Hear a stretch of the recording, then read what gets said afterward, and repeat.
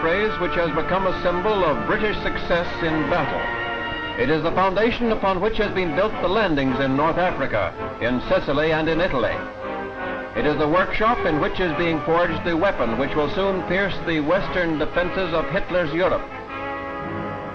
At training centers in Scotland and England, hundreds of thousands of British and Allied troops are studying the technique of invasion. Well schooled in this technique are the Canadians, who have put to good use their long period of waiting.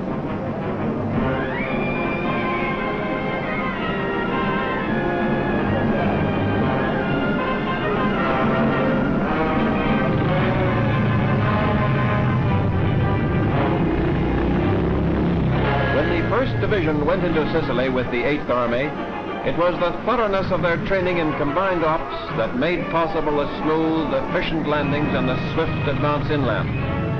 And the rest of the Canadian Army is making sure that when the curtain rises for the final act of the drama, every part will have been rehearsed to perfection.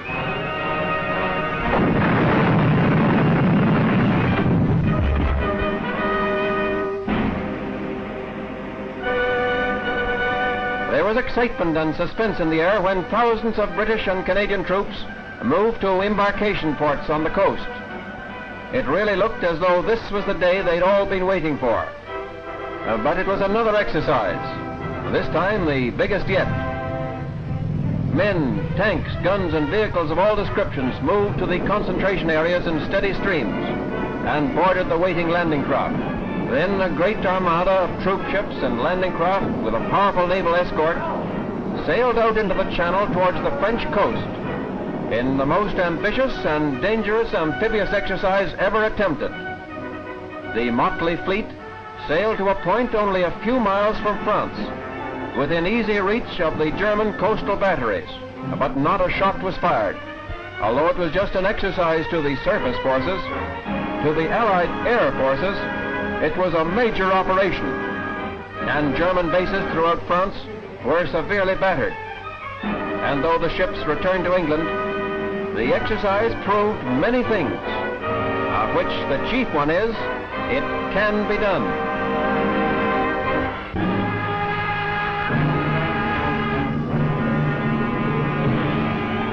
Enemy aircraft have learned to respect the powerful air defenses of Britain. And playing their part in these defenses are Canadian heavy and light ack-ack gunners. The 3.7 heavy anti-aircraft gun is used to take on enemy planes out of the range of the lighter Beauforts. Equally accurate by day and by night, it is the mainstay of ground defense, being extremely effective in breaking up high-level bombing attacks. Gone are the grim days of 1940. The Luftwaffe has had its day, and it is guns and gunners like these who have helped swing the pendulum of war from defense to attack.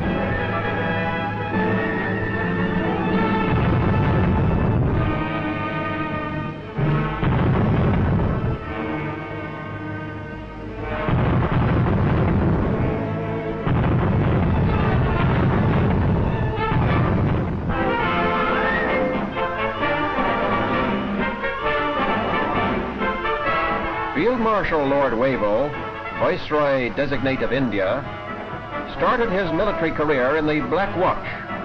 His father had served with the regiment, and his son is now in the Middle East with one of the battalions. And so his visit to the Black Watch of Canada held a special significance and symbolized the regimental traditions of the British Empire forces. Like so many other British regiments, the Black Watch has Allied battalions throughout the Empire, in Canada, Australia, New Zealand, and South Africa. And the bond between them all is a very close one. Each British regiment cherishes its own particular traditions, and even the youngest battalion is fiercely proud of them. So it is that the Black Watch of Canada shares in the parent regiment's glory of Ticonderoga and Geldermalsen, as well as its own traditions of Eton and Vimy and Passchendaele, and each adds its bit to the intangible something which is the pride of regiment.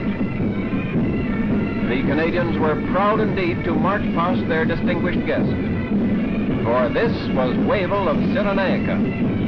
the man who saved Egypt from Rommel's Africa Corps, and the man who is to guide India's troubled destinies.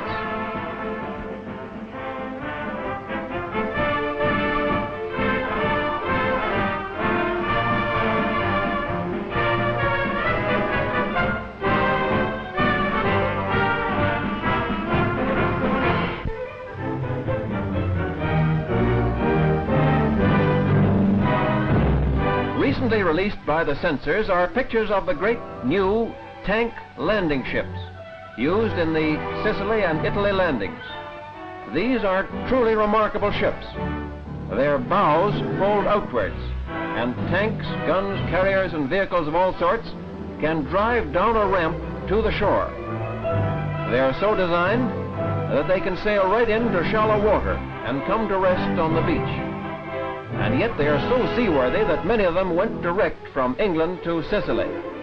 They look rather like oil tankers, but decks bristling with anti-aircraft guns keep enemy aircraft at a healthy distance. As well as mechanized equipment, they carry several hundred assault troops and are invaluable in any large-scale landing operation. War correspondents have been with the forward troops since the initial Sicily landings. And the Canadian Broadcasting Corporation's recording units, of which Alec MacDonald and Paul Johnson are engineers, have been there with them. Sound from the battlefront has been recorded together with the voices of Matt Holton and Peter Stursberg, who have reported the campaign on the spot. The job of the war correspondent is tough, and though non-combatant and unarmed, they run the risks of soldiers and suffer the casualties of soldiers. But they have a grand story to tell as the Canadians swing north through Italy, and they are telling it well. As the Canadians pressed forward, they met little resistance. About the only delays were caused by enemy demolitions, and it didn't take very long to straighten things out. Where there's a will, there's a way, even if the going is a bit tough.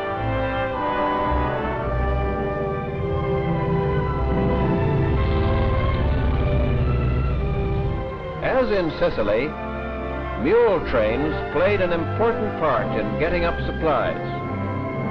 Both Canadian and other 8th Army troops found that the mule was the only form of transport through the untracked mountain country.